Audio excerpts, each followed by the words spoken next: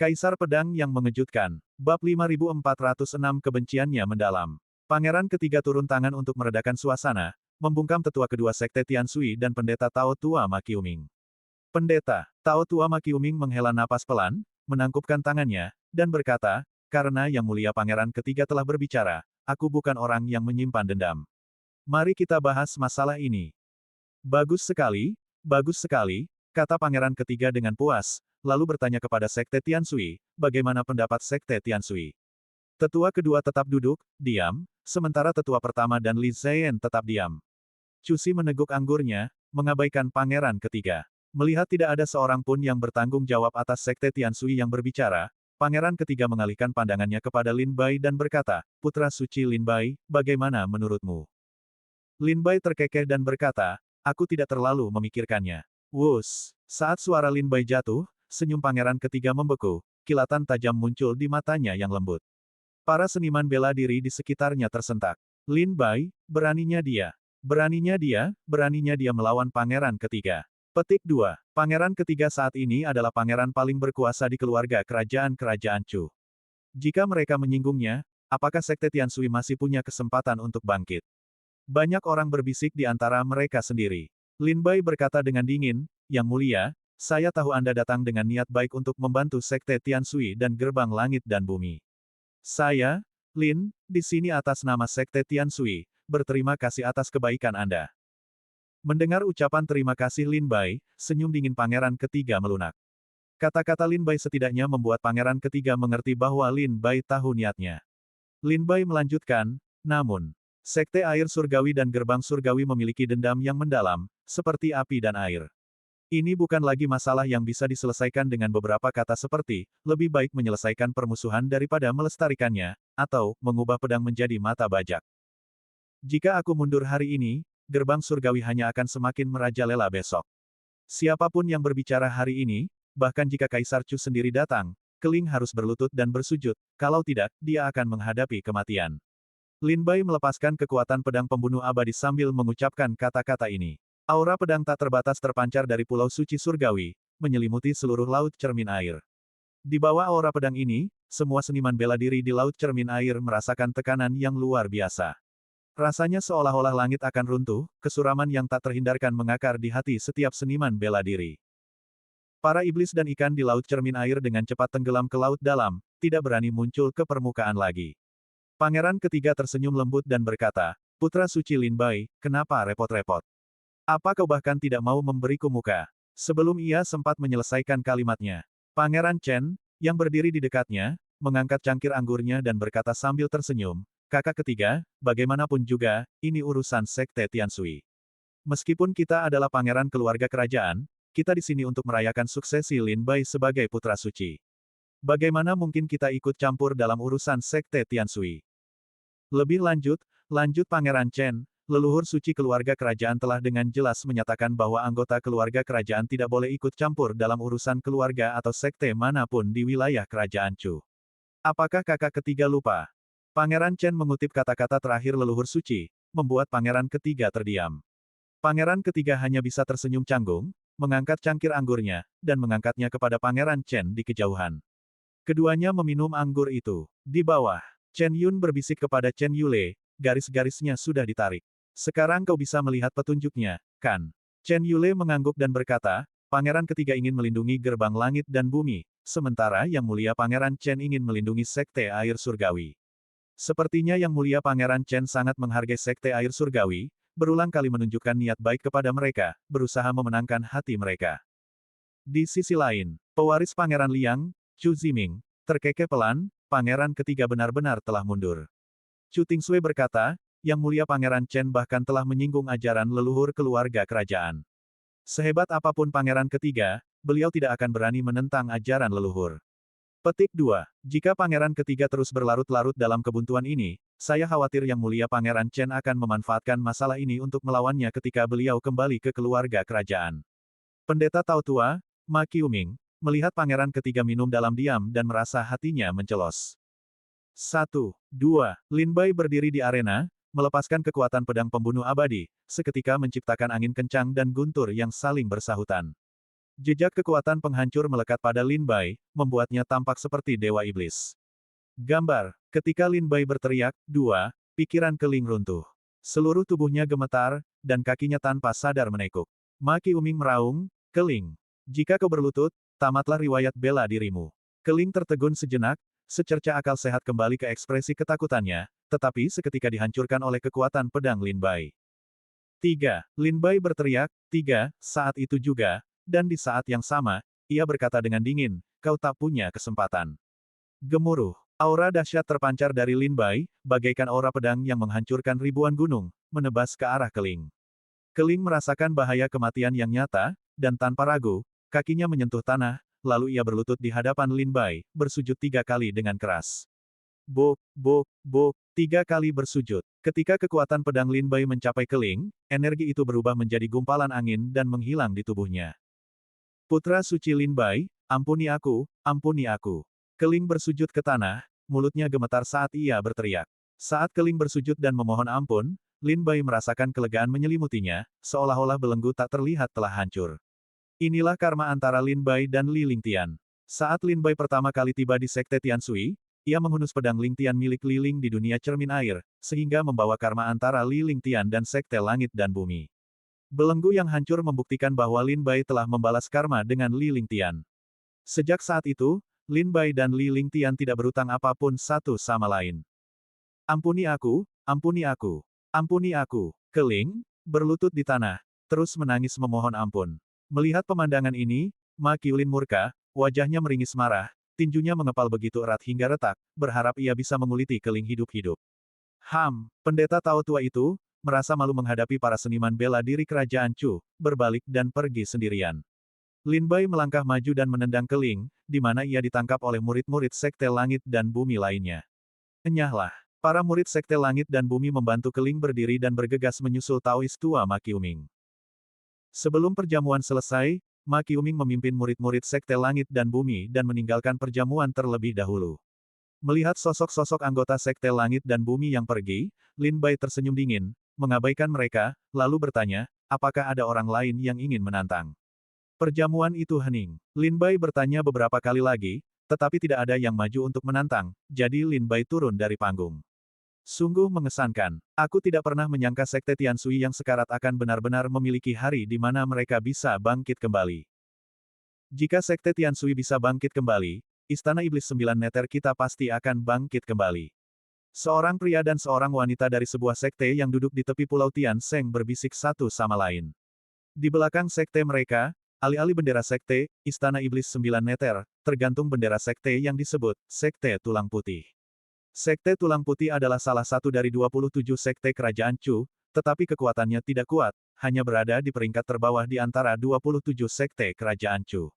Saudaraku, apakah menurutmu, putra suci Lin Bai ini ada hubungannya dengan pendekar pedang misterius yang mencuri tulang iblis mata air kuning di Sungai Baoyue saat itu? Bisik wanita memikat itu kepada pria di sampingnya. Pria itu merenung sejenak, lalu berkata, pendekar pedang misterius di Sungai Baoyue itu tahu teknik pengendalian pedang sekte iblis pedang terbang. Dan putra suci Lin Bai ini dikabarkan juga menguasai pengendalian pedang. Lagi pula, dalam beberapa tahun terakhir, dialah satu-satunya pendekar pedang di kerajaan Chu yang paling cepat naik daun. Pendekar pedang misterius di Sungai Baoyue saat itu mungkin adalah putra suci Lin Bai yang ada di hadapan kita. Bisik pria dan wanita itu. Wanita memikat itu berkata dengan dingin, itu yang terbaik. Saat itu, kita gagal membawa kembali tulang iblis mata air kuning, yang menyebabkan kita dihukum oleh para tetua istana iblis. Sekarang setelah kita datang ke Sekte Air Surgawi, kita di sini untuk membalas dendam lama dan baru. Pria itu berkata, sepertinya kita akan mencapai hal-hal besar. Jika kita membuka menara pemurnian iblis, melepaskan leluhur Istana Iblis 9 Meter, dan mengambil tulang iblis mata air kuning, status kita di Istana Iblis niscaya akan meningkat pesat. Kakak, setelah perayaan hari ini, para tamu akan pergi. Kita tidak punya banyak waktu tersisa, kita harus bergegas dan memulai operasi kita. Bab 5407 badai telah berakhir untuk sementara. Biasanya, hanya sedikit seniman bela diri asing yang berani memasuki gerbang gunung Sekte Tiansui. Namun, kali ini, dalam rangka upacara pelantikan putra suci Sekte Tiansui, gerbang sekte dibuka untuk seniman bela diri kerajaan Chu, yang memungkinkan mereka memasuki pusat sekte. Setelah perjamuan, gerbang Gunung Sekte Tianshui akan kembali seperti semula. Setelah Lin Bai mengalahkan Sekte Pedang Yuntian dan banyak murid Sekte Tianshui, tidak ada seniman bela diri yang berani menantangnya di perjamuan. Perjamuan berlangsung dengan lancar. Lin Bai duduk di tempatnya, menikmati minuman bersama Qiao Mo, Qin Yao, Fang Yuansu, Yi Gu, dan lainnya. Setelah berbasa-basi, Lin Bai, sambil memegang cangkir anggur dan sedikit anggur darah naga, pergi ke tempat duduk 5 keluarga, 7 sekte, dan keluarga kerajaan untuk menyampaikan rasa terima kasihnya. Terima kasih banyak kepada Pangeran Ketiga atas kehadirannya di upacara pelantikan putra suci saya. Ujar Lin Bai sambil tersenyum, memegang cangkir anggurnya, sambil menghampiri Pangeran Ketiga. Pangeran Ketiga tersenyum tipis, mengangkat cangkir anggurnya, dan berkata, Saudara Lin adalah talenta muda yang langka di kerajaan Chu beberapa tahun terakhir ini. Sekte Tianshui telah lama mengalami kemunduran, dan sekarang setelah sekte ini memiliki putra suci kembali, kerajaan Chu pun merasakan kebahagiaan yang luar biasa. Tentu saja, saya datang untuk memberi selamat kepada mereka. Setelah menjadi putra suci, Saudara Lin telah resmi naik ke panggung para jenius terbaik kerajaan Chu. Kita akan memiliki banyak kesempatan untuk bertukar pikiran di masa depan. Pangeran Ketiga tersenyum dan berbasa-basi dengan Lin Bai. Kemudian, Lin Bai berjalan menuju pewaris Pangeran Liang, Chu Ziming, dan Chu Tingsui. Pengambil alihan posisi putra suci Sekte Tianshui hanyalah masalah sepele. Bagaimana mungkin saya berani menyusahkan Yang Mulia dan Putri untuk datang sendiri? Lin Bai tersenyum pada Chu Ziming dan Chu Tingsui. Chu Ziming mengangkat cangkir anggurnya dan tersenyum tipis. Lin Bai, jangan rendah hati. Kau saat ini adalah sosok yang sangat populer di ibu kota. Dengan Pangeran Ketiga dan Pangeran Chen di sini, bagaimana mungkin saya, Tuan Muda, tidak datang? Lin Bai mengobrol sebentar dengan Chu Ziming. Chu Tingsui, yang mengenakan kerudung, berdiri di samping Chu Ziming, terdiam, tatapannya sedingin salju saat ia mengamati Lin Bai. Lin Bai tersenyum pada kedua bersaudara itu dan berbalik menuju tempat duduk Pangeran Chen. Pangeran Chen melihat Lin Bai mendekat sambil membawa cangkir anggurnya dan tersenyum. Pangeran Chen, panggil Lin Bai sambil tersenyum. Pangeran Chen segera berkata, kita tidak perlu formalitas seperti itu. Ayo, kita minum. Pangeran Chen mengangkat cangkir anggurnya dan meneguknya bersama Lin Bai dalam sekali teguk. Pangeran Chen berkata dengan suara rendah, kupikir seranganmu terhadap murid-murid Sekte Pedang Langit Awan dan Gerbang Langit dan Bumi akan membuat Pangeran Ketiga tidak senang, tetapi tampaknya kakak ketigaku cukup murah hati. Lin Bai berkata, mungkin dia sudah tidak senang, tetapi belum menunjukkannya. Pangeran Chen tersenyum dan berkata, jangan khawatir, aku sudah mengurus semuanya. Lin Bai mengangguk dan tidak mengatakan apa-apa lagi. Pangeran Chen berkata, hari ini adalah hari besar bagimu dan Sekte Air Surgawi. Kau sekarang adalah putra suci Sekte Air Surgawi, jadi kau seharusnya menyambut para tamu. Jangan buang waktu terlalu banyak di sini. Saat kau tiba di ibu kota, kita akan punya banyak waktu untuk minum. Lin Bai mengangguk dan berbalik untuk pergi. Setelah itu, Lin Bai pergi untuk bersulang kepada 5 keluarga besar di ibu kota, termasuk keluarga Li, keluarga Zhao, dan keluarga Sun. Melewati tempat duduk keluarga Li, Lin Bai tiba di tempat duduk keluarga Zhao dan melihat Chen Yule. Senyum muncul di wajah Lin Bai. Terima kasih telah berbicara untukku sebelumnya, Saudara Chen, kata Lin Bai sambil tersenyum, mengangkat cangkir anggurnya. Chen Yule mendengus dingin, melirik dengan jijik ke arah tempat duduk Sekte Langit dan Bumi dan Sekte Pedang Awan Langit, lalu berkata dengan suara rendah, aku tidak menyangka Sekte Langit dan Bumi dan Sekte Pedang Awan Langit begitu tak tahu malu. Gambar, Chen Yun duduk di samping Chen Yule tanpa berkata apa-apa. Lin Bai kemudian berjalan menuju Sekte Surgawi Abadi. Sebelum Lin Bai sempat mencapai mereka, Yi Song berkata sambil tersenyum, Saudara Lin, setelah pertempuran ini, nama Sekte Air Surgawi dan Saudara Lin akan kembali menyebar ke seluruh kerajaan Chu. Saudara Lin juga akan menjadi terkenal di seluruh dunia bersama Sekte Air Surgawi. Lin Bai tersenyum dan berkata, saya harus berterima kasih kepada Yi Song atas perencanaan strategisnya. Yi Song tersenyum kecut dan berkata, Saudara Lin, jangan menggodaku. Aku hampir mengacaukan segalanya. Jika bukan karena kemampuan hebat Saudara Lin, aku mungkin hampir membunuhmu tadi. Lin Bai menarik napas dalam-dalam dan berkata dengan tenang, sebenarnya, sejak aku melangkah ke arena, aku tahu pertempuran ini tak terelakkan, jadi aku datang dengan persiapan.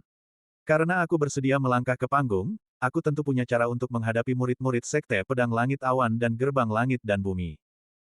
Yi Song mengangguk sambil tersenyum dan minum bersama Lin Bai. Sesampainya di kursi istana teratai suci, Lin Bai tersenyum dan berkata, terima kasih, Nona Huang, dan semua senior Istana Teratai Suci, atas kehadiran Anda dalam upacara pewarisan putra suci saya. Huang Qingyun mengangkat cangkir anggurnya, membuka cadarnya, memperlihatkan wajah cantiknya, lalu berkata sambil tersenyum, tidak perlu formalitas seperti itu di antara teman-teman. Lin Bai mengangguk dan tidak berkata apa-apa lagi. Kemudian, Lin Bai pergi ke kursi sekte dan Xia. Gadis konyol itu, Sui Mo Dan, sedang memegang ayam panggang, melahapnya dengan mulut penuh lemak. Melihat Lin Bai mendekat, tetua sekte dan Xia buru-buru mengeluarkan sapu tangan untuk menyeka mulut Sui Mo Dan merapikan jubahnya. Lin Bai tak kuasa menahan tawa dan berkata, Nona Sui, apakah Anda menikmati hidangan Anda?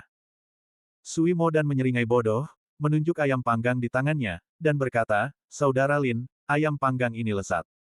Kamu harus makan lebih banyak nanti, tidak, Sekte Tiansui adalah rumahmu, kamu bisa makan apapun yang kamu mau. Setelah aku makan ini, aku tidak tahu apakah aku akan punya kesempatan lagi. Kamu makan lebih sedikit, aku akan makan lebih banyak. Kata Sui Mo Dan sambil menyeringai bodoh. Kembali di tempat perburuan surga timur, Lin Bai memperhatikan bahwa gadis ini tampak agak lamban, sedikit bodoh, tetapi dia juga memiliki kepolosan seperti anak kecil, polos dan riang, membuat orang ingin menyayanginya. Lin Bai tersenyum dan berkata, tidak apa-apa. Saat kamu pergi, aku akan menyuruh seseorang menyiapkan lebih banyak ayam panggang untukmu bawa kembali ke Sekte dan Xia.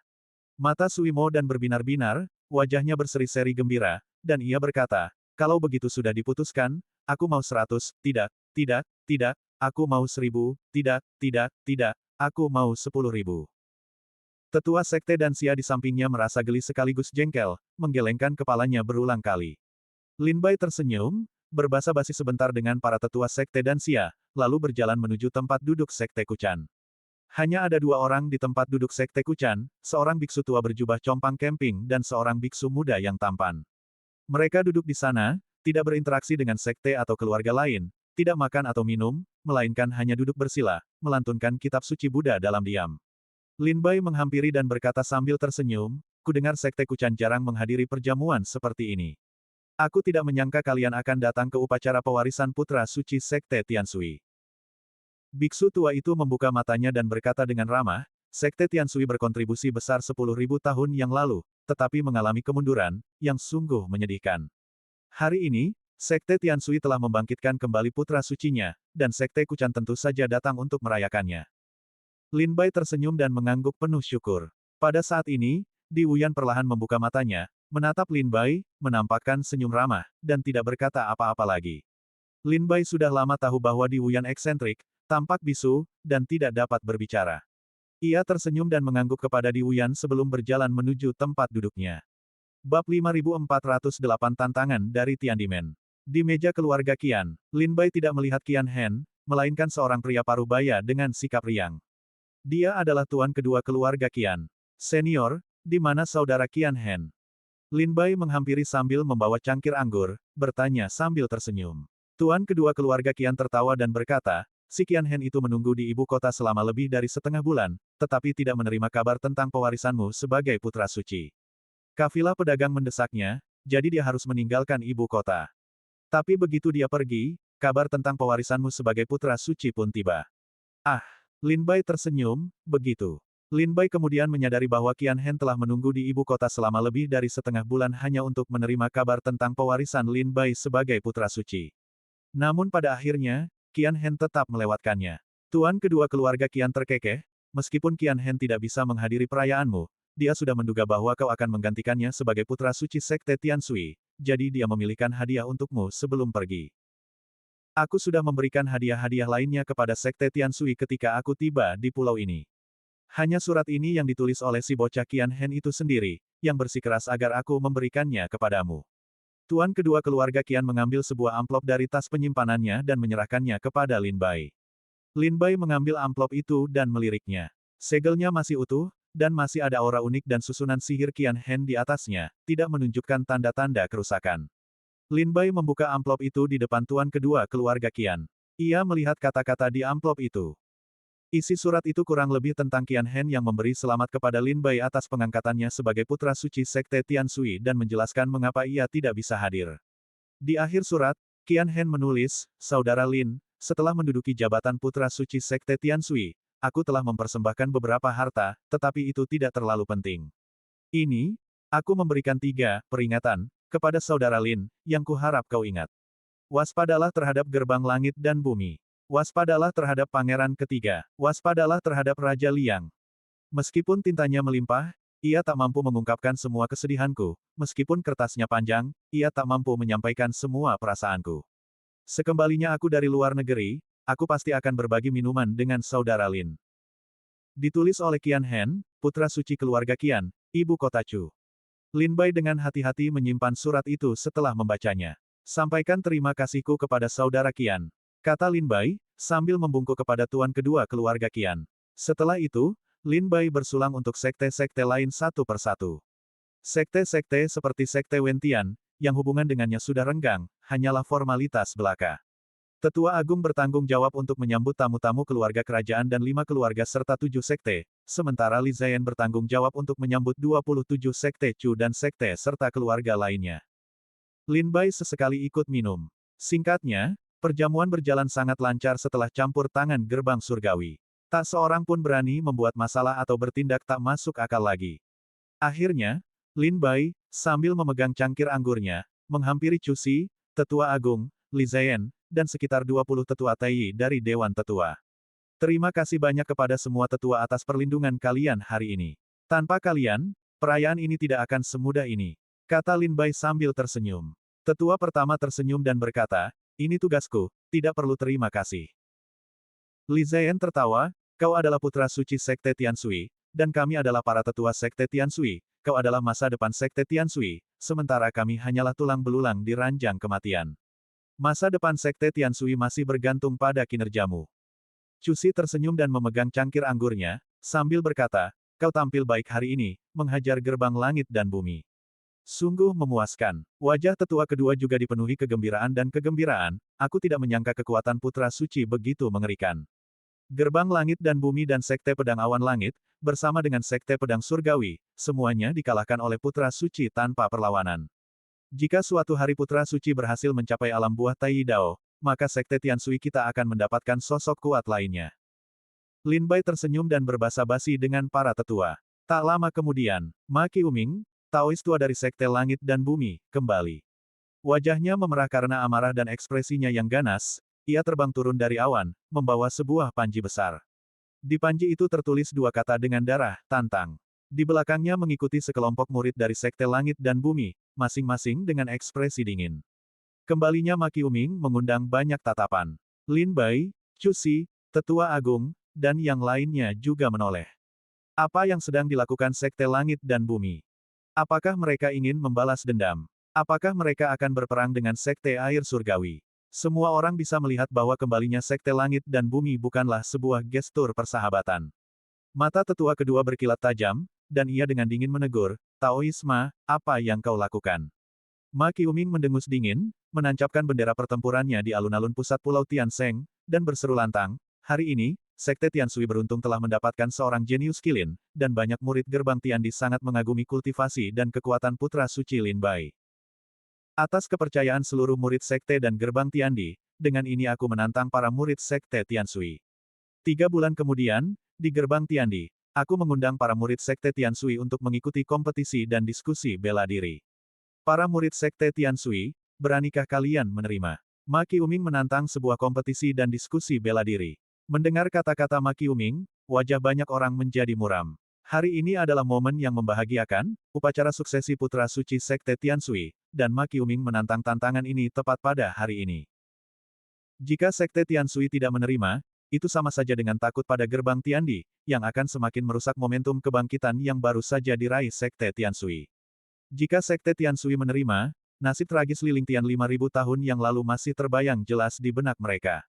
Tantangan Ma Qiuming kepada Sekte Tianshui saat ini tak diragukan lagi menempatkan sekte tersebut dalam posisi yang sulit. Ekspresi Chu Si berubah drastis, dan Tetua Agung serta banyak tetua lainnya saling bertukar pandang, wajah mereka muram. Melihat para tetua Sekte Tianshui terdiam, Lin Bai langsung tertawa terbahak-bahak, Sekte Langit dan Bumi ingin menantang murid Sekte Tianshui. Keling sudah 2 kali kukalahkan. Apakah Sekte Langit dan Bumi punya jenius lain yang bisa menandingiku? Apakah Sekte Langit dan Bumi ingin mempermalukan diri sendiri? Banyak orang merasa perkataan Lin Bai masuk akal. Putra Suci adalah murid paling luar biasa dan terkuat di setiap sekte dan keluarga. Bahkan Keling pun dikalahkan oleh Lin Bai. Pendekar macam apa dari sekte langit dan bumi yang bisa menjadi lawan Lin Bai? Lin Bai mencibir lagi, mungkinkah sekte langit dan bumi berniat mengirim beberapa pendekar di tingkat buah Dao Taiyi untuk bertarung dengan pendekar alam dewa Dao sepertiku?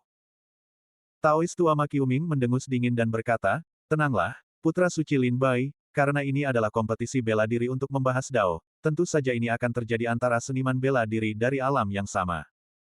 Sekte langit dan bumi kita penuh dengan naga dan master, Keling hanyalah murid yang tidak berarti. Meskipun Keling telah kalah, murid-murid lain dari sekte langit dan bumi kita mungkin bukan tandingan Putra Suci Lin Bai. Lin Bai mencibir dan berkata, baiklah, aku setuju. 3 bulan dari sekarang, aku, Lin, akan secara pribadi pergi ke Sekte Langit dan Bumi untuk merasakan keterampilan tinggi para seniman bela diri alam Dewa Dao. Mendengar ini, Ma Qiuming sangat gembira dan berkata, lalu 3 bulan dari sekarang, Taois yang rendah hati ini dan para murid Sekte Langit dan Bumi akan menunggu kedatangan para tamu terhormat dari Sekte Air Surgawi. Ayo pergi. Setelah itu, Ma Qiuming berbalik dan pergi tanpa menoleh ke belakang, memimpin murid-muridnya pergi. Bab 5409 Mabuk. Para anggota Sekte Tianshui menyaksikan kepergian para murid Gerbang Langit dan Bumi, wajah mereka muram. Terakhir kali Gerbang Langit dan Bumi menantang Sekte Tianshui dalam debat Dao adalah 5.000 tahun yang lalu. Saat itu, Li Lingtian, yang sangat diharapkan oleh Sekte Tianshui, dituduh secara keliru oleh Gerbang Langit dan Bumi telah memasuki wilayah terlarang mereka dan mencoba mencuri harta karun mereka yang paling berharga. Ketika Li Lingtian kembali, ia sudah menjadi mayat. Kini, Sekte Tianshui telah secara khusus mengadakan upacara untuk menggantikan putra suci mereka, dengan harapan dapat meningkatkan gengsi Lin Bai untuk bangkit kembali. Namun, mereka tidak menyangka Gerbang Langit dan Bumi akan terus-menerus mencari kesalahan. Setelah kalah dari Lin Bai dalam upacara tersebut, Gerbang Langit dan Bumi, yang tidak mau menerima kekalahan, mengajukan tantangan debat Dao kepada Sekte Tianshui. Saudara Lin, mengapa Anda setuju? Bukankah itu terlalu impulsif? Tanya Tetua Agung, agak terkejut, setelah mendengar Lin Bai menerima tantangan Gerbang Langit dan Bumi.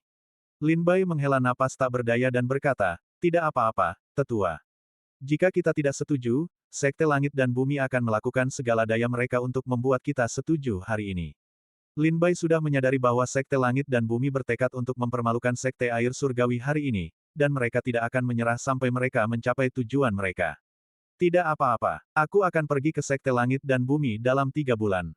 Kata Lin Bai lembut. 3 bulan kemudian, aku akan pergi ke Sekte Langit dan Bumi untuk berpartisipasi dalam tantangan debat Dao.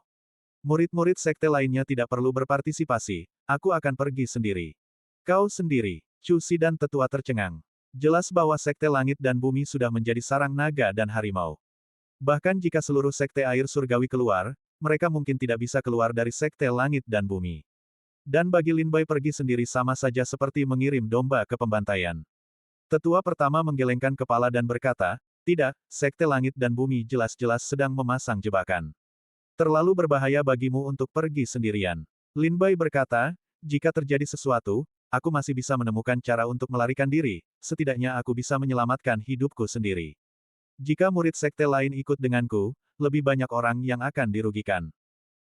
Dengan kekuatanku, di antara para pendekar muda kerajaan Chu saat ini, mereka yang bisa mengalahkanku sangat langka, hampir tak ada yang bisa mengalahkanku. Selama Sekte Langit dan Bumi tidak mengirim pendekar tingkat buah Taiyi Dao dan buah Daluo Dao untuk menyergapku, aku pasti akan kembali dengan kemenangan.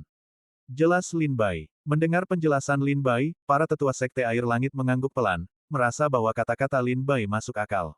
Tetua kedua berkata, kalau begitu, aku akan menemanimu 3 bulan lagi. Bahkan jika itu sarang naga atau sarang harimau, kita bisa berjuang keluar. Setelah berdiskusi, semua tetua ingin pergi bersama Lin Bai.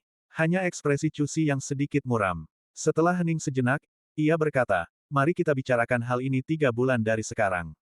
Masalah ini sangat penting, kita perlu mempertimbangkannya dengan saksama. Melihat hal ini, Tetua Agung dan para tetua lainnya juga terdiam.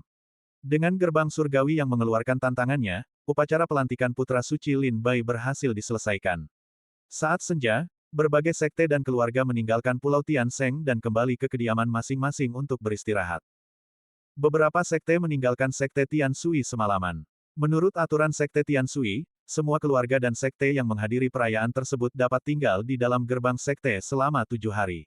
Setelah 7 hari, kunjungan lebih lanjut memerlukan izin dari sekte Tianshui. Setelah upacara pelantikan putra suci di Pulau Tianseng, Lin Bai tidak tinggal di pulau yang diperuntukkan bagi putra suci sekte Tianshui, melainkan tetap di Pulau Mingyue. Keesokan harinya, Lin Bai mengundang beberapa putra suci, termasuk Chen Yule, Yi Song, Huang Qingyun, dan Sui Modan, ke Pulau Mingyue untuk berkumpul, minum, dan bersenang-senang hingga fajar. Gambar, senja di hari ketiga, Lin Bai terbangun di istananya di Pulau Bulan Cerah, kepalanya berdenyut-denyut kesakitan. Ia tak ingat berapa banyak anggur darah naga yang diminumnya kemarin, tetapi ia tahu bahwa Yi Song dan Chen Yule sama-sama pingsan dan harus digotong pulang oleh Huang Qingyun dan Sui Modan. Lin Bai, kau sudah bangun. Qiao Mo masuk dari luar istana dan melihat Lin Bai duduk di tempat tidur sambil memijat pelipisnya. Ia langsung tersenyum dan menghampiri. Ia mengeluarkan mangkuk giok, sebuah pil, dan sedikit air spiritual dari tas penyimpanannya. Ia memasukkan pil itu ke dalam air spiritual, dan pil itu segera larut, berubah menjadi semangkuk sup obat. Anggur darah naga tidak dapat dikatalisasi oleh energi spiritual. Setelah meminumnya, aku merasa sangat tidak nyaman, dengan sakit kepala yang hebat. Pil penyegar yang telah diubah menjadi air spiritual ini akan membuatmu merasa lebih baik. Minumlah cepat. Qiao Mo menyerahkan mangkuk giok itu kepada Lin Bai. Lin Bai menyesapnya sedikit. Air spiritual di mangkuk giok bagaikan mata air manis dari sungai pegunungan, membuat Lin Bai merasa segar kembali. Berapa banyak yang kuminum kemarin? Tanya Lin Bai sambil tersenyum kecut, masih merasakan sakit kepala. Qiao Mo menjawab dengan genit, sekitar 130 toples anggur darah naga. Lin Bai terdiam. Bagaimana mungkin aku minum sebanyak itu? Tanya Qiao Mo heran, kau tidak ingat. Lin Bai menggeleng kosong. Pikiranku benar-benar kosong. Qiao Mo duduk di tepi tempat tidur, kesal. Awalnya, kau tidak minum sebanyak itu. Lalu si brengsek Yi Song itu membujukmu untuk minum, mengatakan bahwa Chen Yule tidak akan pernah bisa mengalahkanmu dalam minum. Chen Yule bukan orang biasa. Dia seseorang yang tidak pernah mengaku kalah seumur hidupnya. Mendengar ini, dia berkata, kalau aku tidak bisa mengalahkanmu dalam pertarungan, tidak bisakah aku setidaknya mengalahkanmu dalam minum? Jadi, kalian berdua mulai minum, toples demi toples. Seberapapun aku berusaha membujukmu, aku tidak bisa. Lin Bai memegangi dahinya, menggeleng pelan, lalu tersenyum getir. Si Yi Song itu, Hicks. Lin Bai bingung harus tertawa atau menangis. Qiao Mo berkata pelan, Yi Song sama sekali tidak terlihat seperti orang baik. Sebaiknya kau hindari bergaul dengannya lagi. Bajingan macam apa yang kau kenal? Lin Bai berkata sambil tersenyum kecut, kau tidak boleh mengatakan hal-hal seperti itu kepada orang luar. Lagi pula, Yi Song adalah putra suci dari Sekte Surgawi Abadi. Tadi malam hanya sesaat. Untungnya, kita masih di dalam sekte, jadi tidak apa-apa minum terlalu banyak. Melihat ia tidak bisa membantah Lin Bai, Qiao Mo berkata, baiklah, kalau begitu kau harus berbaring dan istirahat. Mabuk karena anggur darah naga tidak akan enak. Lin Bai berbaring di tempat tidur. Qiao Mo duduk dengan anggun di tepi tempat tidur. Pada saat ini, cahaya bulan terang di luar jendela menembus bingkai jendela, masuk ke dalam ruangan, dan menyinari gaun putih bersih Qiao Mo, membuat kecantikan Qiao Mo yang sudah tak tertandingi semakin mempesona. Lin Bai pun tak bisa tidur, berbaring di tempat tidur, menatap Qiao Mo. Kini, Qiao Mo tampak seperti seorang istri muda yang sedang merawat suaminya yang mabuk. Apa yang kau lihat? Qiao Mo menyadari Lin Bai menatapnya tajam, dan rona merah merayap di wajahnya. Ia menundukkan kepalanya dengan malu-malu dan berkata dengan genit. Tiba-tiba, Qiao Mo teringat janji Lin Bai di depan Paviliun 100 Kemenangan, jika ia menjadi putra suci, Paviliun 100 Kemenangan akan mengizinkannya menikah dengan keluarga mereka. Kini setelah Lin Bai menjadi putra suci, Qiao Mo praktis menjadi tunangannya. Jika tidak ada hal tak terduga yang terjadi, pernikahan Qiao Mo dengan Lin Bai sudah pasti. Bab 5410 Badai datang lagi. Qiao Mo dan Lin Bai adalah dua talenta muda ternama di Sekte Tianshui. Lin Bai tak perlu diperkenalkan lagi, sebagai bintang baru sekte tersebut. Ia melampaui banyak jenius seperti Li Yuanzong, Zhou Xinjun, dan Bai Yifei untuk meraih posisi putra suci. Kemenangannya di perburuan timur membuatnya terkenal di seluruh negeri. Dan pada upacara pelantikan putra suci beberapa hari yang lalu, Lin Bai seorang diri mengalahkan pasukan gabungan Gerbang Surgawi dan Sekte Pedang Awan Langit, yang semakin mengukuhkan ketenarannya di seluruh dunia. Lin Bai bisa dibilang merupakan jenius paling dicari di kerajaan Chu saat ini. Di sisi lain, Qiao Mo adalah keturunan dari seorang tetua berjasa dari Sekte Tianshui. Ayahnya mendirikan Paviliun 100 Kemenangan, mengumpulkan kekayaan dan tenaga kerja yang besar bagi sekte tersebut, menjadikannya sosok yang berjasa.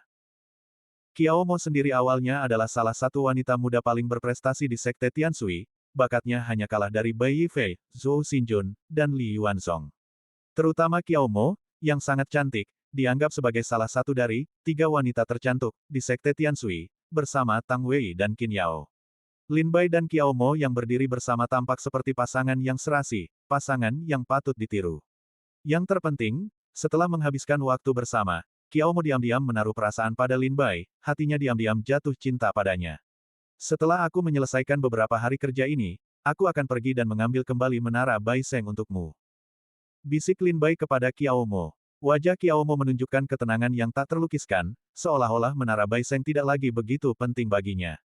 Meskipun menara Bai Seng adalah warisan yang ditinggalkan ayahku, dan aku harus mengambilnya kembali, tetapi bagiku, sekarang aku memiliki sesuatu yang lebih penting daripada menara Bai Seng. Kata Qiao Mo lembut, suaranya ringan dan merdu. Ekspresi Lin Bai menggelap, dan dia perlahan menutup matanya. Sekalipun Lin Bai bodoh, dia bisa memahami makna tersirat di balik kata-kata Qiao Mo. Namun Lin Bai tidak punya waktu untuk romansa, ia hanya ingin menemukan jalan menuju dunia agung Tianquan sesegera mungkin, mencapai dunia reruntuhan Dao, dan berkumpul kembali dengan keluarga dan teman-temannya. Qiao Mo, melihat Lin Bai tertidur lelap, tidak berkata apa-apa lagi, duduk diam di samping tempat tidur, menatap bulan terang di luar jendela.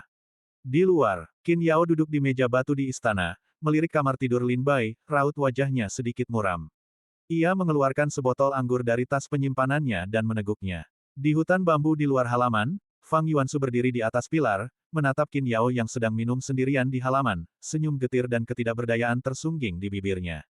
Suka dan duka setiap orang selalu berbeda. Namun tiba-tiba, boom, raungan memekakkan telinga mengguncang bumi, dan seluruh laut cermin air tampak bergetar hebat. Kemudian, gelombang kekuatan yang sangat besar menyebar. Dilihat dari kekuatan ini, setidaknya beberapa seniman bela diri di alam buah Dao Tai sedang terlibat dalam pertempuran hidup atau mati.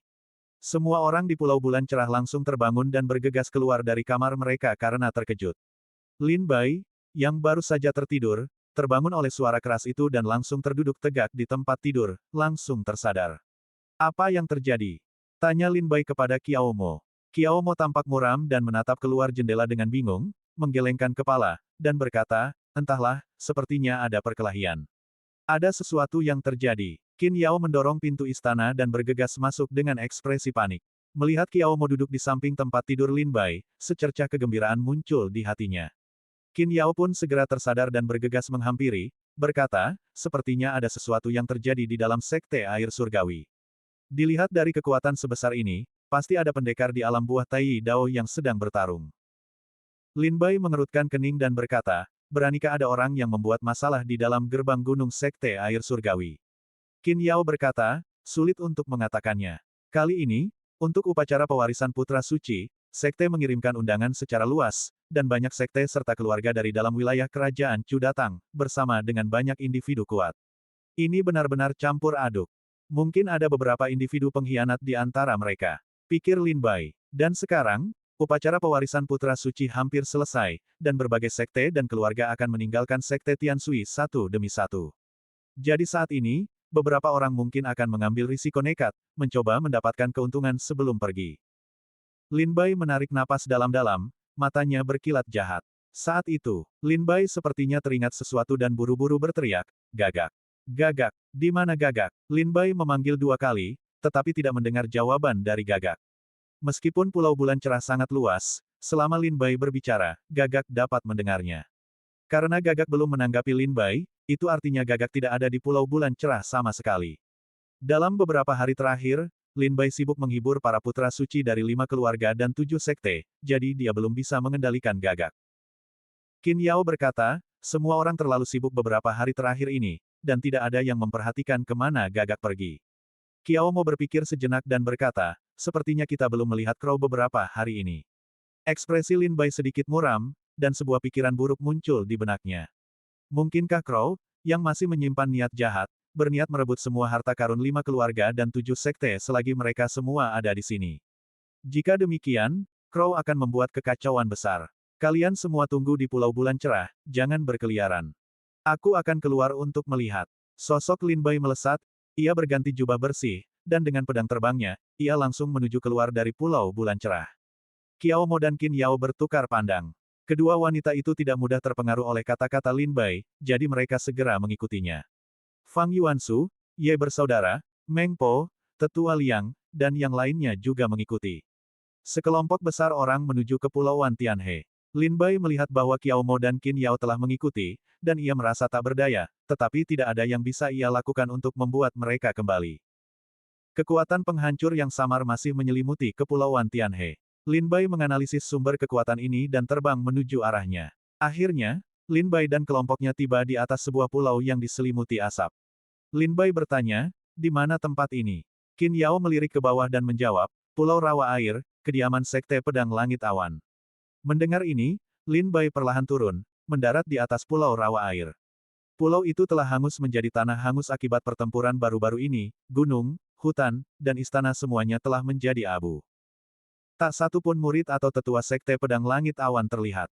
Hanya, di tengah pulau berdiri seorang pria berambut panjang berjubah hitam, menghunus pedang tajam, matanya berkobar amarah saat ia mengamati sekelilingnya. Kau membunuh murid-murid Sekte Pedang Langit Awanku. Kau akan membayarnya dengan nyawamu. Berikan nyawamu padaku. Merasakan kedatangan Lin Bai dan kelompoknya di Pulau Rawa Air, pria berjubah hitam itu segera melepaskan aura pedang, menyerang Lin Bai. Aura pedang ini mengandung kekuatan mengerikan dari buah Tai Dao. Saat terbang, aura itu hampir membelah langit dan bumi menjadi dua. Minggir, Lin Bai segera mendorong Qiao Mo, Qin Yao, dan yang lainnya ke samping. Pedang iblis itu kemudian muncul, dan 4 pedang terbang berkilat bersamaan. Kekuatan pedang abadi yang mengejutkan. Niat pedang yang melonjak di mata Lin Bai langsung berubah menjadi gelombang hitam yang besar dan mengerikan. Saat pedang iblis itu menebas, kekuatan pedang itu terus berlanjut, menelan pria berjubah hitam itu seperti gelombang laut raksasa. Boom! Kedua pedang itu beradu, dan raungan memekakkan telinga langsung bergema, menghancurkan seluruh pulau air menjadi pecahan-pecahan yang perlahan tenggelam ke dasar laut.